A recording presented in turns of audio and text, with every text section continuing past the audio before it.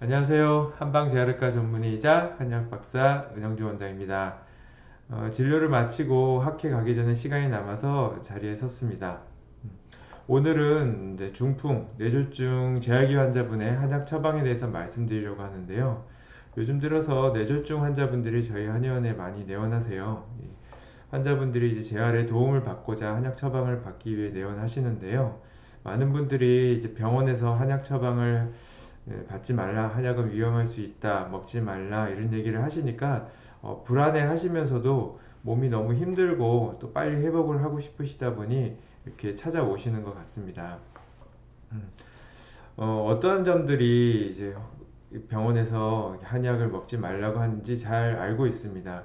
한약은 비과학적이라는 이제 생각도 많이 가지고 계시고요. 한약을 먹고 더 나빠지거나 간 수치가 올라가거나 당이 올라가거나 다른 문제들이 생겼던 경험들을 해보신 의사 선생님들 같은 경우에는 한약을 꺼리게 될 것입니다. 어떠한 약들이 그런 문제를 일으키고 있는지 또 현대 한의학에서는 어떠한 그런 부분들에 대해서 개선을 하고 있는지 말씀드리려고 합니다.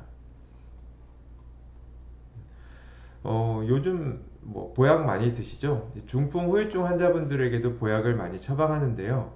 중풍이 있으신 환자분들은 고혈압, 아니면 당뇨, 고지혈증, 심지어 심장병이 있는 분들 여러 가지 환자분들이 있습니다.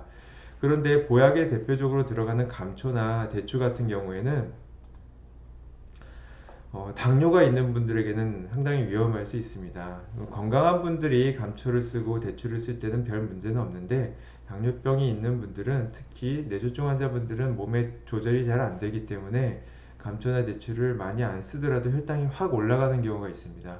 그래서 병원에서도 당뇨가 갑자기 높아졌을 때, 혈당이 높아졌을 때 물어봤을 때 한약을 드시고 있다. 십전대보탕, 쌍화탕 뭐 이런 약들을 드시고 있다면 대부분의 약재에는 감초가 들어갔기 때문에 당이 높아지고 당연히 병원에서는 한약이 위험하다라고 얘기할 수밖에 없습니다.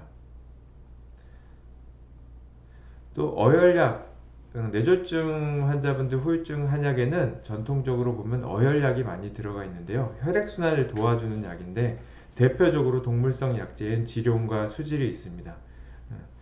지룡은 음, 지렁이고요. 수질은 거머리인데 이런 약재들을 왜 쓰냐면 과거에는 항응고제, 아스피린이나 헤파린 같은 항응고제가 없던 시절에는 경험적으로 지룡과 수질이 중풍 회복에 도움이 된다고 느꼈기 때문에 항응고제 대신에 한약으로서 지룡과 수질을 썼습니다.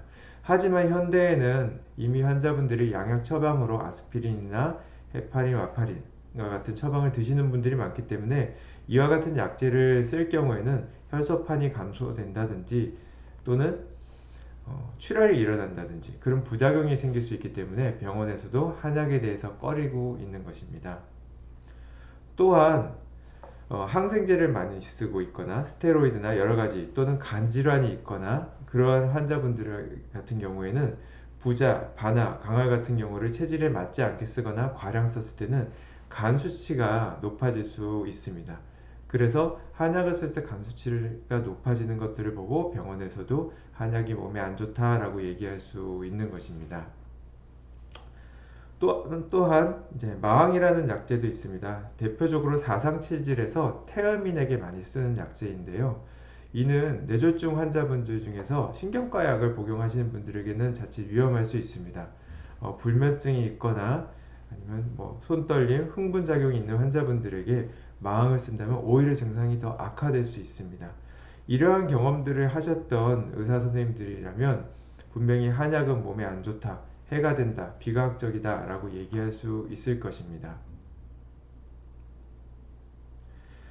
이러한 이유는 과거의 중풍의 한약 처방은 양약이 없을 때 사용된 처방이었기 때문입니다. 한약 하나로 양약을 대신해서 모든 걸 다 해야 됐기 때문에 와파린, 헤파린 대신해서 써야 되는 약재들도 필요했던 거고요. 그로 인해서 그것을 현대에까지 사용했을 때는 문제가 생길 수 있는 것입니다. 또한 과거에 경험이 중심이 된 한의학이었기 때문에 물론 경험이 소중하고 많은 장점이 있지만 경험이 놓친 부분들이 오히려 환자분들에게 해가 되는 경우들도 있었기 때문입니다. 또한 과거에는 단순히 원기 회복이나 혈액순환 중심의 한약이었기 때문에 이렇게 치료에 한계가 있었던 적이 있었습니다. 하지만 현대에는 한약 처방이 과거와는 많이 달라졌습니다.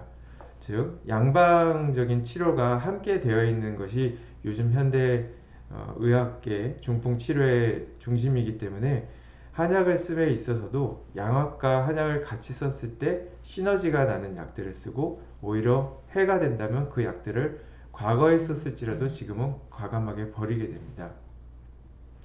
또한 과학적인 중심, 한양방 협진을 넘어서서 신뢰도를 바탕으로 과학적인 근거를 중심으로 한 처방을 사용합니다.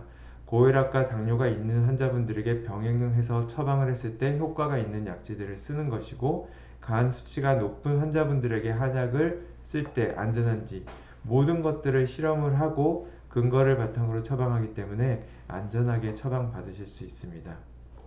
특히 요즘 한의학은 신경 재생에 초점이 맞춰져 있습니다. 물론 중추신경이 재생되지는 않습니다. 뇌신경 같은 경우는. 하지만 신경 기능을 최대한 끌어올리고 재발을 방지하며 근육이 재생되고 강해질 수 있도록 하는 한약들을 충분히 넣을 수 있고요. 그 효과도 근거를 가지고 밝혀내고 있습니다. 물론 한의학의 큰 장점인 원기 회복에도 큰 도움이 되고요. 아까 말씀드린 것처럼 당뇨나 다른 질환에 영향을 받지 않는 범위 내에서 원기를 회복할 수 있는 여러 가지 안전한 보약들이 많이 밝혀지고 찾아내졌습니다. 그 밖에 여러 가지 현대 의학, 현대 한의학은 서로 힘을 합쳐서 큰 효과를 내고 있으니 여러분들도 안심하고 중풍, 뇌졸중기에 한약을 처방받으셔도 됩니다. 그리고 무엇보다 중요한 거, 뇌졸중에 중요한 두 가지 한약 방향이 있습니다. 하나는 신경 재생이고요. 하나는 원기 회복입니다. 신경, 방금 전에도 말씀드렸듯이 죽은 신경이 살아날 수는 없습니다. 하지만 살아있는 신경이라면 충분히 신경 기능을 개선할 수가 있는데 한의학에서 많은 약재들이 신경 기능 개선 효과가 있다고 밝혀져서 그러한 약재들을 많이 쓰게 되고요. 또한 우리가 병을 이겨낼 수 있는 면역력과 체력을 키워주는 이제 원기 회복의 한약, 이런 근력을 키워주고 근육이 지치지 않게 만들어주는 한약, 그리고 고혈압이나 당뇨, 기타 질환들을 개선해 줄 수 있는 양약과 함께 쓸 수 있는 안전한 한약들이 있습니다. 이러한 신경재생, 원기 회복의 한약이 안전한 범위 내에서 과학적 근거를 가지고 처방을 한다면 여러분들도 안심하고 한약을 드실 수 있고요. 물론 이렇게 처방하는 모든 한의사 선생님들이 이렇게 처방하는 것은 아닙니다. 하지만 충분히 이에 대한 우려를 말씀하시고 상담을 받으신다면 어떤 한의원에서도 처방을 옳게 받으실 수 있을 것이라 생각하고요. 그럼에도 불구하고 고민이 되신다면 한의학 전문의가 있습니다. 한방재활학과 전문의, 한방내과 전문의, 친구과 전문의 등 뇌졸중을 전공한 인턴 레지던트를 마친 전문의하고 상담을 받으셔도 됩니다. 좀 내용이 길었나요? 그래서 뇌졸중 환자분들이 한약 쓸 때 어떻게 쓸지 고민을 많이 하시고 그러셔서 부족한 언변이지만 도움이 될까 해서 올려봤습니다. 끝까지 힘내시고요. 중풍 환자분들 한의학에 대해서도 열린 마음으로 한번 상담 받아보시기 바랍니다. 이상 한방재활학과 전문의 한의학 박사 은영준 원장이었습니다.